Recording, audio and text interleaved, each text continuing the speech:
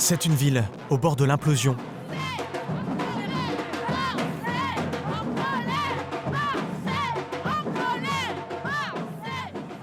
Plus de 5000 Marseillais dans la rue pour crier leur ras-le-bol. Qui sème la misère? Récolte la colère! Qui sème la misère? Récolte la colère! Qui sème Motif de leur exaspération, cette catastrophe. En quelques secondes, 2 immeubles réduits en poussière ce matin à Marseille. L'un d'eux était habité. Ce 5 novembre, les secours vont retrouver 8 corps dans les décombres des immeubles effondrés. 5 hommes et 3 femmes. Tout un quartier délabré au cœur de la deuxième ville de France. Et dont il ne reste qu'un amas de gravats. C'est presque... Dominique fait partie des rescapés du quartier. Mais bon, moi j'ai vu l'immeuble à côté. Son immeuble vient d'être évacué. Il risquait lui aussi de s'effondrer. C'est pas un combat personnel, quoi. C'est vraiment un combat contre la municipalité, contre les marchands de sommeil, contre cette espèce de mafieux, de mafia locale qui pourrit la vie de tous les habitants de Marseille depuis des années et des années, quoi. Sur les murs de la ville, des habitants excédés ont placardé les visages de ses propriétaires. Des avis de recherche qui pointent du doigt un vice-président de la région, celui de la métropole ou encore du département. Tous propriétaires de logements indignes. En France, officiellement, il y en aurait 420 000. D'accord. Là, il y a vraiment un risque imminent. Élus, fonctionnaires ou commerçants, ils ont fait du mal-logement un business très juteux. Normalement. On ne nous craint pas, on se fait respecter. On n'est pas non plus... Attends, Richard, on est à Marseille, là. On n'est pas à Disneyland. Face à ces marchands de sommeil, des mairies souvent impuissantes ou qui laissent faire. Leur combat est-il perdu d'avance ? Nos impôts finissent par engraisser des salauds. Ces profiteurs, après des années d'impunité, sont dans le viseur du gouvernement. Bonjour, c'est donc vous. La situation, vous êtes d'accord avec moi, elle est juste inacceptable. Moi, j'ai déclaré une guerre aux marchands de sommeil, une guerre sans relâche, une guerre totale. Pourquoi? Parce que c'est insupportable. Enquête sur cette nouvelle délinquance de la misère.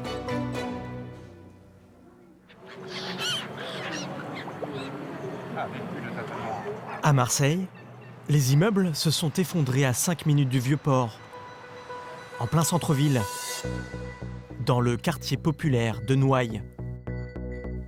Ici, en haut de la rue d'Aubagne.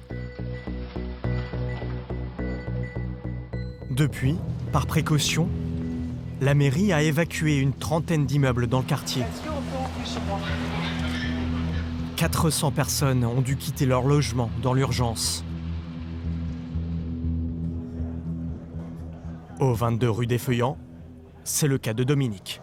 On est où là, Dominique? En fait, on est devant l'immeuble que j'ai occupé jusqu'au 24 janvier dernier. J'ai habité depuis 15 ans, très exactement depuis octobre 2003. Impossible d'y rentrer, la mairie vient d'afficher un arrêté de péril sur la porte. Bon, alors, dans l'appartement du 4e étage, c'est le mien en fait, dont l'état est très vétuste. Le plancher est énormément souple et d'importantes fissures structurelles sont présentes. Quelques semaines avant l'évacuation, une de ses amies avait filmé son domicile. On y voit de larges fissures sur les parois. Dans son salon, et ici, un peu partout dans la cuisine. Au début, ça n'était pas ça, quoi, tu vois. C'est quand même vachement dégradé dans tous les sens. Ouais. Là, moi, c'est une connerie. Mais il y a pire, près de la douche. Ah ouais, mais la salle de bain, elle est chouette. Ça, ça risque de tomber quand même, non? Pendant que tu prends ta douche. Là, c'est vraiment carrément ouvert, ouais, ça. Ben, quand même, Mais c'est vrai que ça pourrait se casser la gueule aussi. Pour vivre dans ce 30 mètres carrés lézardé, Dominique déboursait chaque mois 450 €. Après la catastrophe de la rue d'Aubagne, un expert visite son appartement. Il est catégorique. La solidité de l'ouvrage ainsi que la sécurité des usagers sont compromises. Le couperet tombe le 24 janvier. Le retraité n'a qu'une heure pour rassembler 15 ans de sa vie. J'ai commencé... là, faut que j'y aille. Il y a les flics qui sont là.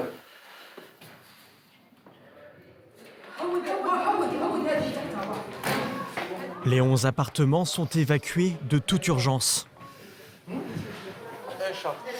a un arrêté de péril sur l'immeuble, donc c'est la mairie. Faut évacuer tout l'immeuble, on va fermer les portes. Tout le monde a eu la même réaction, c'est un truc de panique. Il faut qu'on ramasse les papiers, les vêtements, les machins. Mais on oublie plein de choses, quoi. Enfin, c'est extrêmement brutal, quoi. Je souhaite à personne de vivre ce type d'expérience. En 5 mois, 2500 personnes ont été évacuées à Marseille. Derrière ces appartements en piteux état, il y a des propriétaires qui n'ont pas fait de travaux depuis des années. Voilà. Ouais, alors c'est un peu compliqué parce que là c'est en... Dominique découvre leur nom. Ils sont inscrits en bas de l'arrêté. Moi j'ai jamais eu un loyer de retard. Je me suis toujours débrouillé, payé à temps et en heure. Et eux ils n'ont pas fait les travaux, même quand ils étaient avertis qu'il fallait en faire. Donc bien sûr que je leur en veux. Parmi les propriétaires de l'immeuble de Dominique, un nom, Belbachir. Il revient à plusieurs reprises. En consultant le registre des sociétés, nous découvrons le petit empire immobilier de 5 frères. Les Belbachir règnent sur plusieurs SCI, des sociétés civiles immobilières. Ils possèdent cet immeuble dans la rue des Feuillants, juste à côté de celui de Dominique. Sur la cour, la façade de l'immeuble est particulièrement délabrée. Mais pourtant, les loyers sont hors de prix. À l'intérieur, les locataires ont peur de leur propriétaire. Seule une jeune femme accepte de témoigner de manière anonyme. Elle paye près de 500 € pour 15 mètres carrés, 2 fois le prix du marché, et elle n'a même pas le confort minimum. Ça, c'est l'eau chaude, soi-disant chaude. Il n'y a pas d'eau chaude. Ça fait combien de temps cette situation? Ça fait 2 ans. Voilà. Le propriétaire refuse de lui réparer son chauffe-eau alors qu'il en a l'obligation. Dans la salle de bain, il n'y a ni électricité, ni chasse d'eau. C'est comme ça que je tire la chasse. Parce que la chasse d'eau ne marche pas. J'ai pas les moyens pour me prendre un appartement plus décent, plus propre. Il savait que quelqu'un d'autre qui avait les moyens, il vient pas là. Il prend que des gens faibles comme moi. Je suis prise en otage. J'ai pas le choix. Je sais pas. La solution, elle est où? Je sais pas. Les propriétaires du studio, les Belbachir, ne font pas que de l'immobilier. Leur petite entreprise vend aussi des baguettes et des tartes aux pommes. C'est une boulangerie-pâtisserie. Elle est située au rez-de-chaussée de l'immeuble. Nous allons en caméra discrète à la découverte de cette curieuse spécialité locale.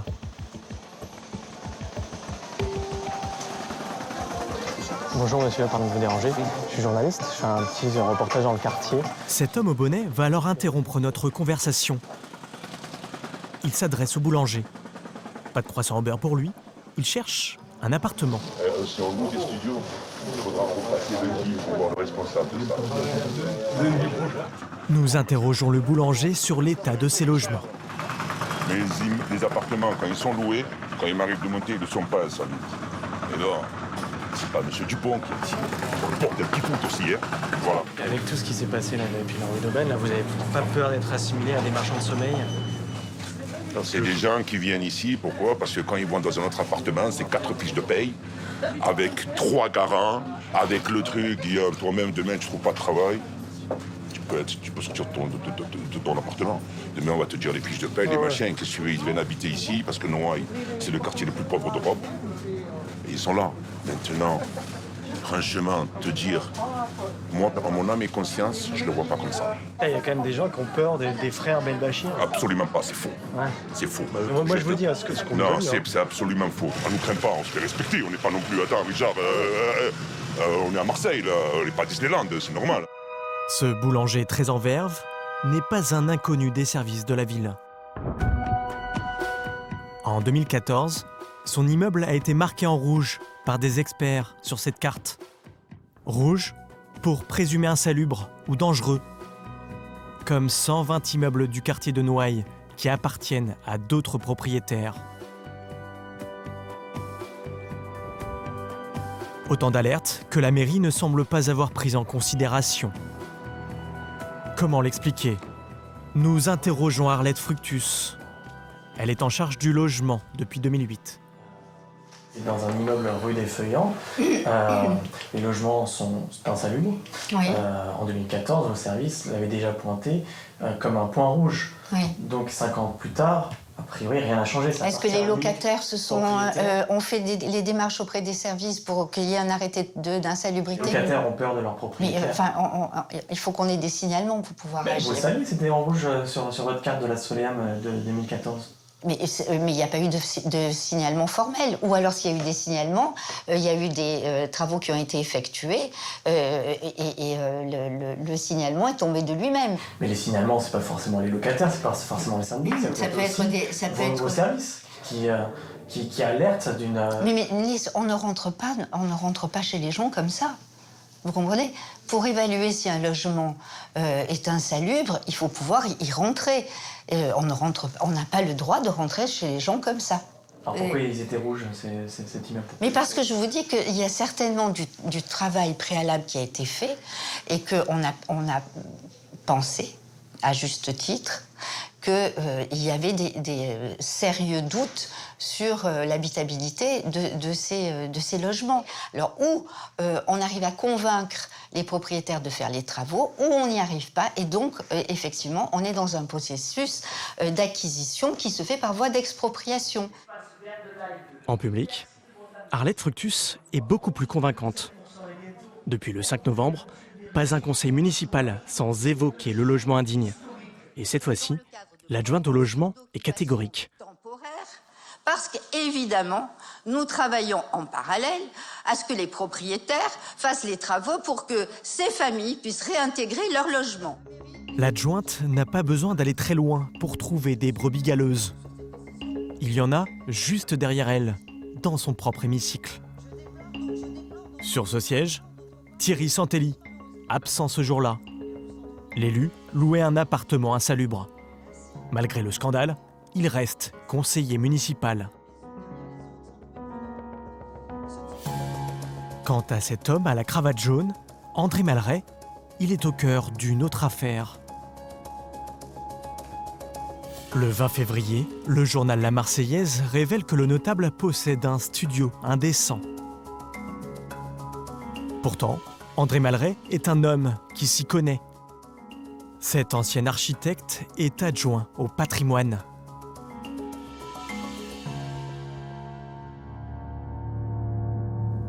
Dans le très cossu 8e arrondissement, il habite cette villa avec piscine. Il a aussi acquis ce petit espace triangulaire juste à côté de chez lui. Un garage à 2 roues qu'il a transformé pour le louer en studio.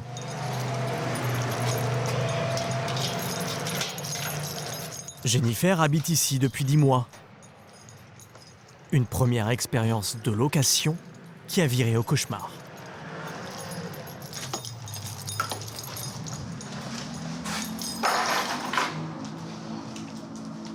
Moi, j'ai signé le bail en mai 2018. Donc, au début, l'appartement était refait à neuf. C'était tout blanc, il n'y avait pas de problème. L'été, comme les nuits sont sèches, il n'y a pas eu de soucis, pas de problème de moisissure.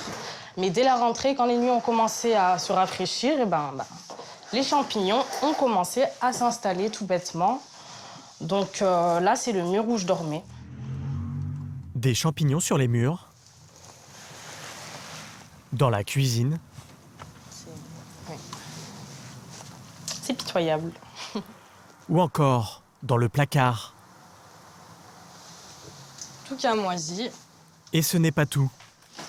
Une salle de bain, une salle d'eau, si je puis dire. Donc la douche.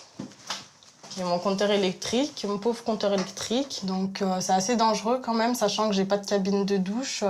Donc quand je me douche, en fait, les gouttes d'eau vont directement sur le compteur si je suis mal positionnée. Donc j'essaye de faire en sorte de me doucher correctement pour pas m'électrocuter. Une installation électrique dans la salle de bain, c'est totalement interdit. La superficie de cet appartement n'est même pas indiquée sur le bail.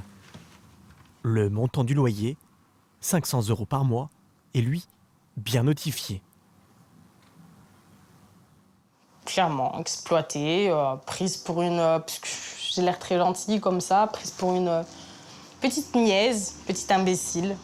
Voilà. Donc, oui, ça fait toujours mal d'être... Voilà. Je sais pas si vous voulez dire d'être prise pour une conne. Donc, voilà. Depuis 2 semaines, Jennifer a trouvé un nouveau logement. Elle a refusé de payer ses derniers loyers et réclame le remboursement de tous les autres. Désormais, elle attaque son propriétaire en justice, car tout dans son bail est irrégulier, selon son avocate. Alors, ce document, c'est la déclaration faite par M. Malray, déposée le 7 juin 2018, lui ayant permis de transformer son garage à 2 roues en habitation. Cette autorisation a été obtenue le 4 juillet, on le voit derrière, 2018, d'un autre adjoint au maire, hein, non, du maire lui-même, carrément. C'est-à-dire que quand il loue à Mademoiselle Mbon, il loue un garage à 2 roues. En toute certitude. Hein. Et ça, il n'a pas le droit ? Ah ben non. Voilà, donc en fait, il a joué avec la loi, il a joué avec le feu et aujourd'hui, il en paye les conséquences. Effectivement, ça prend des proportions qui sont importantes. On est dans un contexte à Marseille où le mal-logement existe de partout et où tout élu doit être absolument irréprochable. André Malray, l'adjoint au patrimoine, n'a pas souhaité nous répondre face caméra. Nous l'appelons, il ne sait pas que nous enregistrons. Comment vous expliquez qu'il y avait des moisissures dans l'appartement ? J'aurais dû mettre aussi de VMC que j'ai pas fait parce que je dis c'est tout petit avec des fenêtres, ça suffit. Bon, j'ai pas pensé que ça pouvait, c'était indispensable. Pourquoi vous avez loué ce garage à vélo ? Et j'ai jamais loué un garage à vélo, enfin, j'ai loué l'appartement. Vous n'aviez pas le permis de transformer le garage à 2 roues en habitation quand le bail a commencé ? Écoutez, ça c'est encore une connerie des journalistes. Quand j'ai demandé le changement d'affectation, ça a pris quelques mois. Je savais que je l'avais obtenir parce qu'il n'y avait pas de raison. On m'attaque parce que je suis un élu de droite de la ville de Marseille. Eh bien bravo. Depuis, André Malray a réalisé des travaux dans son studio. Mais son portrait a rejoint ceux de ses collègues. C'est le 4e élu là, depuis le 5 novembre. Ça fait mauvais genre, non ? Écoutez, moi, la seule chose qui m'importe, c'est qu'on règle le problème des propriétaires qui ne respectent pas les conditions de vie décentes pour leurs locataires. Mais voilà. c'est pas encore plus dérangeant quand c'est vos collègues ? Mais que ce soit mes collègues ou pas mes collègues, la situation est la même.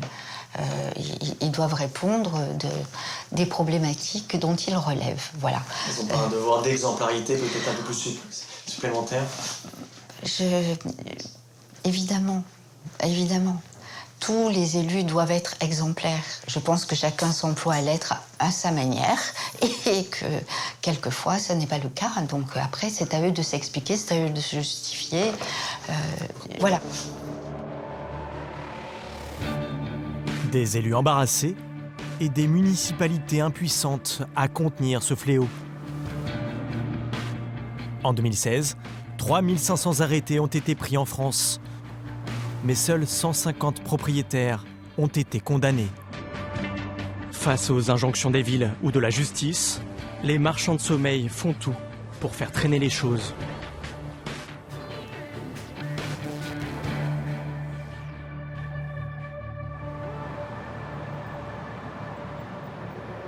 Dans un beau quartier de Paris, à 2 pas de la place de la Bastille, nous avons été alertés sur le cas de ce bel immeuble haussmannien. Le 4 bis boulevard Morland fait pourtant l'objet d'un arrêté d'insalubrité depuis 7 mois. C'est écrit noir sur blanc. Les parties communes générales de l'immeuble constituent un danger pour la santé des personnes qui l'occupent. La situation n'est pas nouvelle. La ville de Paris avait déjà signé plusieurs mises en demeure et un arrêté de péril en 2014. Oula. Ouais. Ça, déjà, ça tient pas très bien. Suite à cette décision, les locataires sont autorisés à ne plus payer les loyers. L'immeuble semble quasiment à l'abandon depuis 10 ans. Là, on voit qu'il y a un seau qui est posé sur l'escalier. Il est plein d'eau. Je pense qu'il y a une fuite. Les locataires ont placé des seaux au dernier étage. Dès qu'il pleut, la toiture des plus vétustes laisse passer l'eau.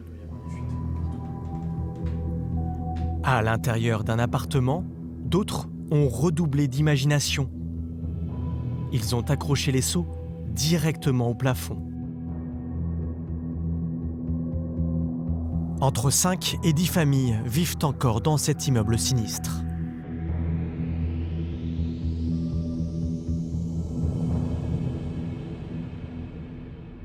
Une seule personne a accepté de nous rencontrer, mais elle habite en face, dans l'immeuble mitoyen, au numéro 4.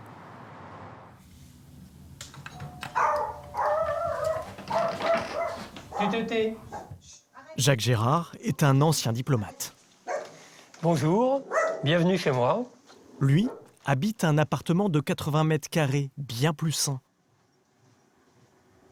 Mais ce qui l'inquiète, ce sont les fondations communes qui se dégradent. L'arrêté a été pris par la ville de Paris parce que le sol de la cour risquait de s'effondrer. Nous cherchons à la réparer, mais il nous faut pour ça l'accord des propriétaires du 4 bis, que nous n'avons jamais eu. Avec les autres copropriétaires, il a porté plainte contre ses voisins qui possèdent tout l'immeuble. La famille Laplot.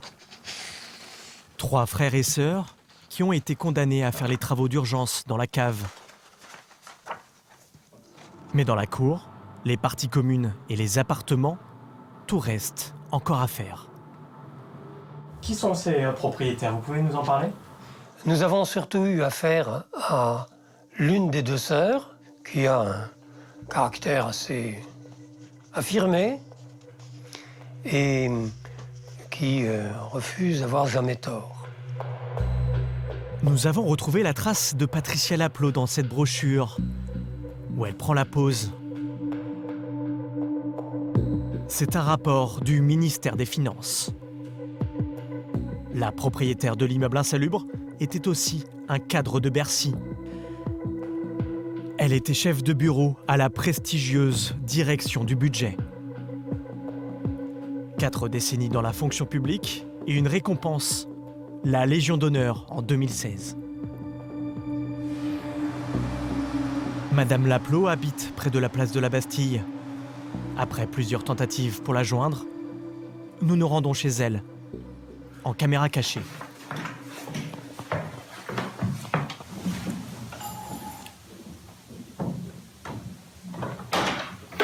Bonjour. Oui, bonjour. Madame Laplot? Oui. Oui, je suis journaliste pour France 2 et je fais un reportage sur votre immeuble au 4 bis, avenue Morland. Il y a un arrêté d'insalubrité. Et voilà, j'aimerais bien pouvoir en parler avec vous. Eh ben, je ne peux pas en parler, monsieur. Il y a une conduite de la ville de Paris qui est absolument inénarrable. Alors, vous m'envoyez une lettre de toute façon. Est-ce qu'on peut en parler? Non, je suis pas disponible. Là, je vais partir. Parce que là, il y a quand même des gens qui vivent dans des conditions indignes avec des sceaux sur les murs. Alors, il y a des gens qui ne payent pas le loyer. Il y a des gens qui ne payent pas le loyer depuis 5 ans. Parce qu'il y a un arrêté. Parce qu'il y a eu un arrêté de péril qui a été pris pour un truc qui concernait la cave, où il n'allait pas et qui était très léger. Vous avez été condamné, la copropriété du 4 a porté plainte et vous avez été condamné. Depuis un arrêté d'insalubrité. Oui, mais monsieur, moi j'ai travaillé toute ma vie comme une négresse. J'ai payé des droits de succession colossaux. Hein. Je vis comme une malheureuse, je ne peux pas partir en vacances depuis 5 ans. Alors je trouve que me faire des leçons, c'est beaucoup de choses. Donc vous allez faire des travaux. Monsieur, effectivement, si personne m'enquiquine, je vais faire des travaux. Même à l'intérieur des logements? Certains travaux à l'intérieur des logements, oui. C'est prévu pour bientôt? Cela ne vous regarde pas, monsieur. Voilà. Mais si elle ne fait pas les travaux rapidement, elle risque l'expropriation par la mairie.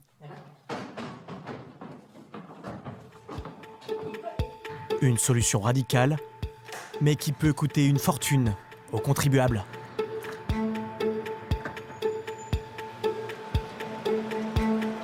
Dans le nord de Paris, un ancien garagiste possédait un ensemble de 60 logements, aujourd'hui rasés. L'année dernière, il a été condamné à une sentence exemplaire, 2 ans de prison avec sursis et 500 000 € d'amende. Une note qui peut paraître salée, mais en fait, une simple broutille.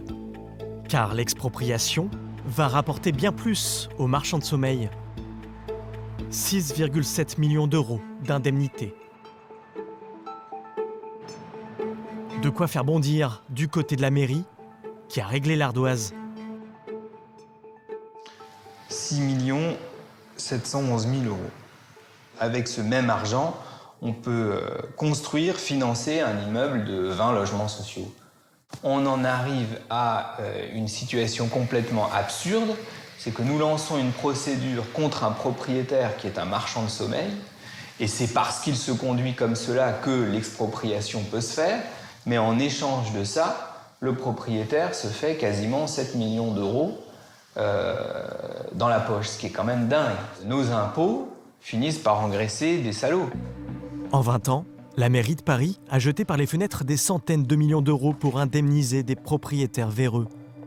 Mais pour les profiteurs, le jackpot, c'est bientôt fini. Le ministre du Logement, Julien Denormandie, a fait voter une nouvelle loi qui se veut très sévère. Par cette loi, les marchands de sommeil vont être considérés comme des trafiquants de drogue. Comme des trafiquants de drogue. Trafiquants de drogue.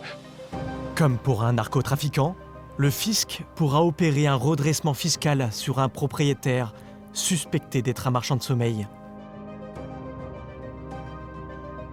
S'il ne fait pas les travaux à temps, des astreintes tomberont automatiquement. Et surtout, en cas de condamnation, le bien insalubre sera confisqué sans aucune indemnité. Moi, je leur déclare la guerre à ces marchands de sommeil. Je lutterai sans relâche. Une bataille que le ministre tient à mener sur le terrain, en Seine-Saint-Denis, de préférence devant les journalistes. Dans son collimateur, cette maison dans la ville de Pierrefitte. Sur 3 étages, un pavillon divisé en 12 logements. Une habitante nous tend son téléphone. Au bout du fil, le propriétaire des lieux. Allô ? Oui, bonjour. Vous êtes qui? Vous êtes le propriétaire, c'est ça? Moi, je suis propriétaire. Je veux savoir si vous êtes qui. Je ne sais pas, c'est pour des impôts ou c'est pour des allocations. Là c'est une visite ministérielle. Donc, si vous voulez, il y a la garde des Sceaux, il y a le ministre du Logement qui va venir, plus les médias qui accompagnent, plus la préfecture. Ils vont arriver dans quelques minutes, mais donc vous êtes le bienvenu. Bah, écoutez, je vais à vie, j'en vais peut-être ça, hein. Ok. Les 2 ministres arrivent. Pendant plus d'1 heure, ils vont rencontrer les locataires. Je voulais vous saluer. Non, merci beaucoup. Bon, en tout cas, on est là pour vous accompagner. Très bien. En ayant pleinement conscience de toutes les difficultés, en ayant pleinement conscience que c'est parfois très difficile d'aller justement faire des démarches, dénoncer ce propriétaire qui est un voyou. Et donc c'est pour ça qu'on est venu. C'est pour ça que je peux vous dire que Dans ces appartements visités ce matin, encore une fois, des personnes vulnérables. Comme Irène, 60 ans. Elle est handicapée. Mais le propriétaire, il vient frapper à votre porte pour vous dire que ça va changer, que vous allez payer plus. On ne peut pas vivre tranquille. Et moi, je voudrais vivre ailleurs où j'ai pas un propriétaire qui nous harcèle sans arrêt.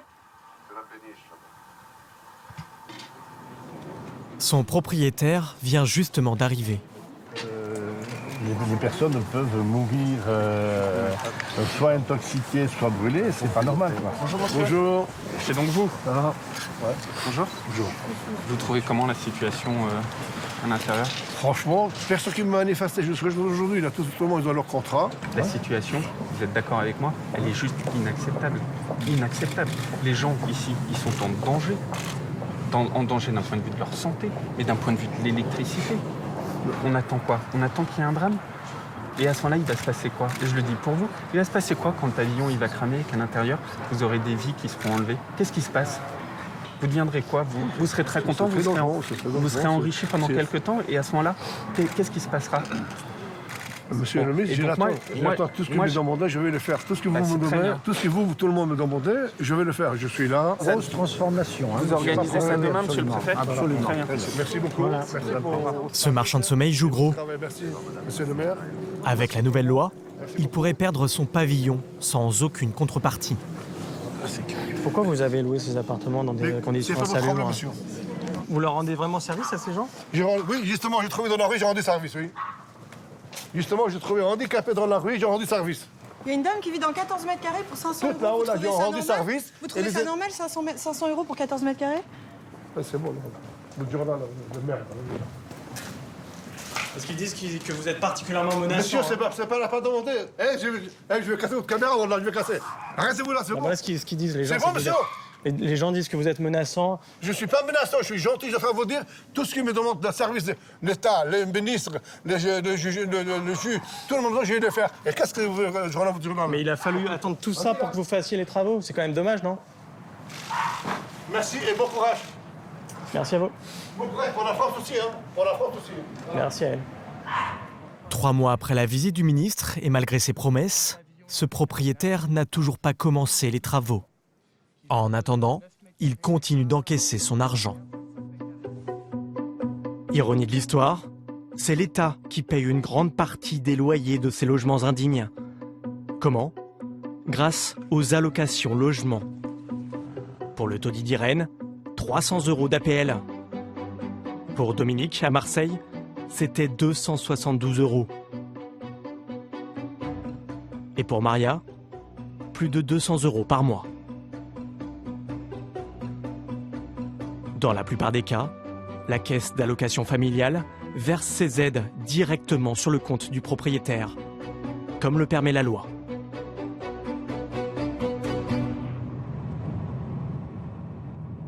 Pourtant, ces aides sociales, l'État peut les couper. C'est le travail d'Anthony de débusquer ceux qui profitent de ce système. Du logement indigne, très honnêtement, oui, il y en a à peu près partout. Puisque les manquements aux règles, aux normes de sécurité et de santé sont très fréquents et très nombreux. Chaque année, il parcourt 20 000 km sur les routes de Lyon pour le compte de la CAF. Et voici Belchaume. Ce matin, il a rendez-vous avec une locataire à bout de nerfs. Hop, enchanté. Oh, le gros chien. Voilà. Une douche dans le séjour. C'est pour ça que c'est ce que je vous disais, ça va prendre un certain moment à arrêter de goûter là. Et des champignons sur les poutres. C'est plus vivable, quoi. Ah ouais, non, là, c'est bien compliqué. C'est une catastrophe, quoi. Corinne et sa famille payent 800 € de loyer, dont la moitié est versée par la CAF directement au propriétaire. Donc là, je vais vérifier le siphon de l'évier de cuisine. Ah, oh. D'accord. Qu'est-ce qu'il y a? Alors, on a un tableau électrique sous l'évier de la cuisine. C'est pas normal? Ah non, c'est très dangereux, c'est extrêmement dangereux. Si de l'eau coule sur le tableau électrique, du coup, il va y avoir un court-circuit qui pourrait bien carrément prendre feu. Donc là, il y a vraiment un risque imminent, en tout cas immédiat. Oh, on n'est plus à ça après. Fin de la visite, c'est l'heure du verdict. Là, votre ressenti quand même? Ah bah là, en l'occurrence, ça va être suspendu, c'est pratiquement une certitude. Les 400 € mensuels vont être consignés par la CAF tant que les travaux ne sont pas effectués. Ah bah oui, quand il va voir qu'il va pas recevoir son APL, il va nous appeler tout de suite. Oui, je pense qu'il va réagir au quart de tour, ouais. Quand on tape au portefeuille, effectivement, ça a tendance à marcher plutôt pas mal. Le propriétaire de Corinne réalisera les travaux dans le mois. Comme 78% des bailleurs de Lyon lorsqu'ils sont privés d'aide par la CAF. Donc je vous souhaite une bonne fin de journée. Vous aussi, bon courage. Merci. Un système efficace, mais qui est loin d'être appliqué partout. À Pierrefitte, le propriétaire, avant sa rencontre avec le ministre, n'avait jamais été inspecté. L'an dernier, pour tout le département de la Seine-Saint-Denis, il n'y a eu que 5 visites de la CAF et aucune sanction.